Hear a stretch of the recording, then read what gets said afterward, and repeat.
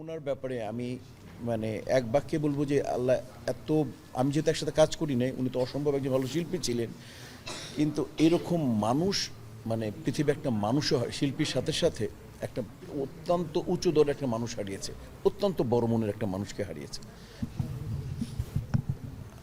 ইনশাল্লাহ ওই এফডিসিতে বাদ জোহরে ইনশাল্লাহ এটা জানাজার নামাজটা হবে, বাদ জোহর। পরবর্তীতে কোথায় পরবর্তীতে তোমরা প্ল্যান করেছো কোথাও? আমাদের তো ইচ্ছা অবশ্যই আমরা বনানীর চেষ্টা করব, আমরা চেষ্টা করব। বলো। আমাদের ইচ্ছা হলো বনানী কবরস্থান। বনানী কবরস্থান আপু বইলে গেছে যে না ঠিক আছে, এটা এটা এটা তো করতে হবে, হ্যাঁ এটা তো চেষ্টা করতে হবে, মানে না মানে এটা তোমরা তো মনে জুরাইনে করে রাখছিলা, এটা তোমার দুলাভাই বলছে, রাইট? জুরাইন বা বনানী, কিন্তু বনানী আমরা বনানী আমাদের ফার্স্ট চয়েস হচ্ছে বনানী। মানে যে রুজিনা আপা সামনে আসেন, মানে ওনারা ফ্যামিলি হিসাবে ফার্স্ট চয়েস আরেকটা ওনার